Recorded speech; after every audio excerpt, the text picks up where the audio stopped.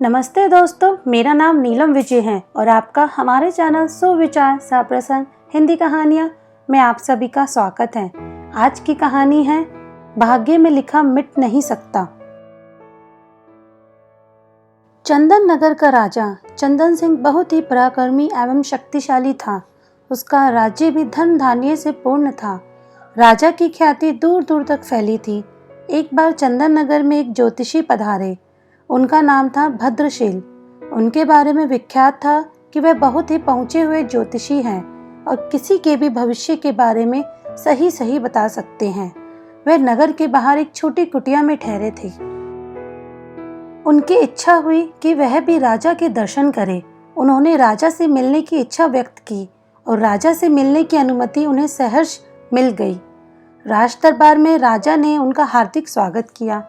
चलते समय राजा ने ज्योतिषी को कुछ हीरे जवाहरात देकर विदा करना चाहा, परंतु ज्योतिषी ने यह कहकर मना कर दिया कि वह सिर्फ अपने भाग्य का खाते हैं।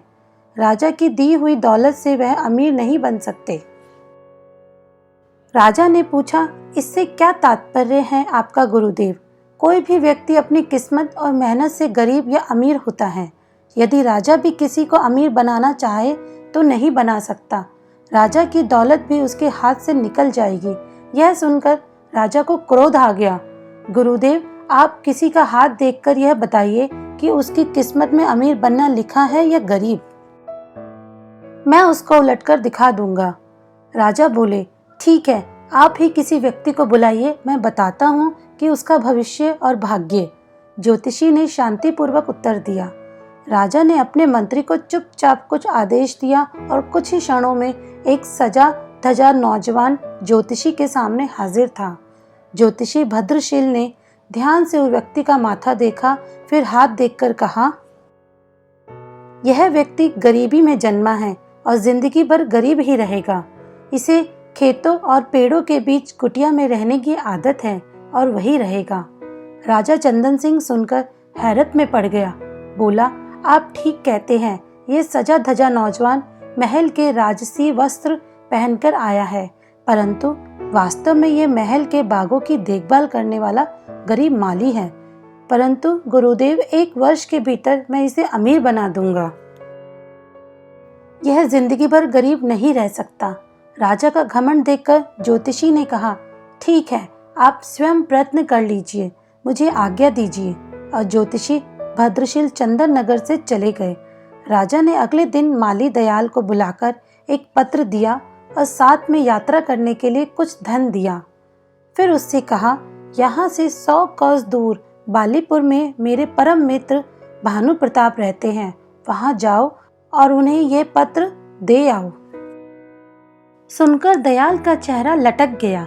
वह पत्र लेकर अपनी कुटिया में आ गया और सोचने लगा, यहाँ तो पेड़ों की थोड़ी बहुत देखभाल करके दिन भर आराम करता हूँ, अब इतनी गर्मी में इतनी दूर जाना पड़ेगा। परंतु राजा की आज्ञा थी, इसलिए अगले दिन सुबह तड़के वह चंदन नगर से पत्र लेकर निकल गया। 2 गांव पार करते करते वह बहुत थक चुका था और धूप चढ़ने लगी थी।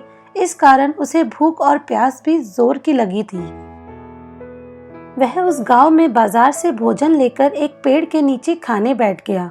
अभी आधा भोजन ही कर पाया था कि उसका एक अन्य मित्र जो खेती ही करता था मिल गया। दयाल ने अपनी परेशानी अपने मित्र टीकम को बताई। सुनकर टीकम हंसने लगा और बोला, इसमें परेशानी की क्या बात है? राजा के काम से जाओगे, खूब आवभगत होगी। तुम्हारी जगह मैं होता तो खुशी खुशी जाता। यह सुनकर दयाल का चेहरा खुशी से खिल उठा। तो ठीक है भैया टीकम, तुम ही यह पत्र लेकर चले जाओ, मैं एक दिन यहीं आराम करके वापस चला जाऊंगा।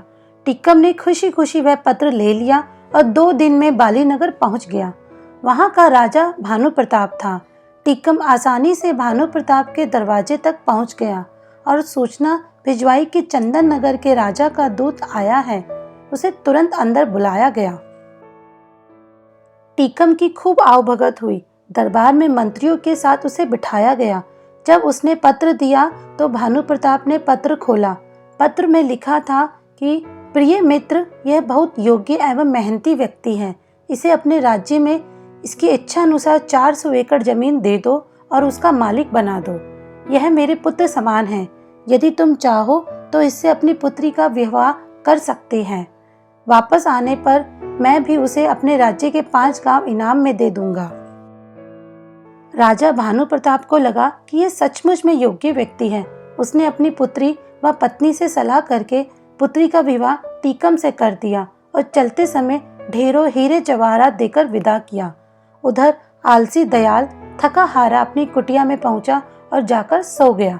2 दिन सोता रहा, फिर सुबह उठकर पेड़ों में पानी देने लगा। सुबह जब राजा अपने बाग में घूमने निकले तो दयाल से पत्र के बारे में पूछा। दयाल ने डरते डरते सारी बात राजा को बता दी। राजा को बहुत क्रोध आया और साथ ही ज्योतिषी की भविष्यवाणी भी याद आई, परंतु राजा ने सोचा कि कहीं भूल चूक भी तो हो सकती है।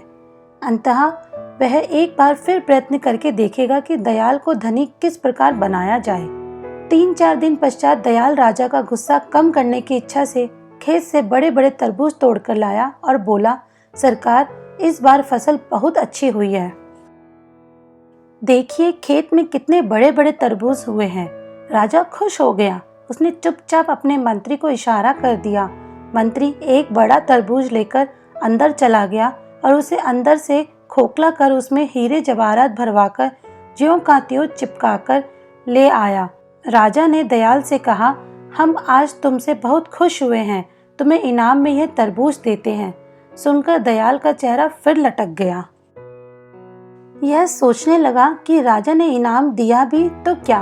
वह बड़े उदास मन से तरबूज लेकर जा रहा था। तभी उसका परिचित लौटन मिल गया। वह बोला, क्यों भाई इतने उदास होकर तरबूज लिए कहाँ चले जा रहे हो? दयाल बोला, क्या करूं, बात ही कुछ ऐसी है। आज राजा मुझसे खुश हो गए पर इनाम में दिया यह तरबूज। भला तरबूज भी इनाम में देने की चीज है? मैं किसे खिलाऊंगा इतना बड़ा तरबूज? लोटन बोला, निराश क्यों होते हो भाई, इनाम तो इनाम ही है। मुझे ऐसा इनाम मिलता तो मेरे बच्चे खुश हो जाते। फिर ठीक है, तुम ही ले लो यह तरबूज। और दयाल तरबूज देकर कुटिया पर आ गया। अगले दिन राजा ने दयाल का फिर वही फटा हाल देखा तो पूछा, क्यों तरबूज खाया नहीं? दयाल ने सारी बात चुपचाप बता दी। राजा को दयाल पर बड़ा क्रोध आया, पर कर क्या सकता था। अगले दिन दयाल ने लोटन को बड़े अच्छे अच्छे कपड़े पहने बग्गी में जाते देखा तो उसके आश्चर्य का ठिकाना ना रहा। दयाल ने अचानक धनी बनने का राज लोटन से पूछा तो उसने तरबूज का किस्सा बता दिया। सुनकर दयाल हाथ मलकर रह गया। तभी उसने देखा कि किसी राजा की बारात सी आ रही है। उसने पास जाकर पता किया तो पता लगा कि कोई राजा अपनी दुल्हन को ब्याहकर ला रहा था। ज्यों ही उसने राजा का चेहरा देखा तो उसके हाथों से तोते उड़ गए। उसने देखा राजसवारी पर टीकम बैठा था। अगले दिन टीकम से मिलने पर उसे पत्र की सच्चाई पता लगी, परंतु अब वह कर ही क्या सकता था। राजा ने भी किस्मत के आगे हार मान ली और सोचने लगा, ज्योतिषी ने सच ही कहा था। राजा भी गरीब को अमीर नहीं बना सकता यदि उसकी भाग्य में गरीब रहना लिखा है। अब राजा ने ज्योतिषी भद्रशील को बहुत ढूंढवाया पर उनका कहीं पता ना लगा। सदैव प्रसन्न रहिए, जो प्राप्त है वही पर्याप्त है। तो दोस्तों, आपको ये कहानी कैसी लगी नीचे कमेंट करके ज़रूर बताएं और इसे लाइक और अपने सभी दोस्तों के साथ शेयर करना ना भूलें। धन्यवाद।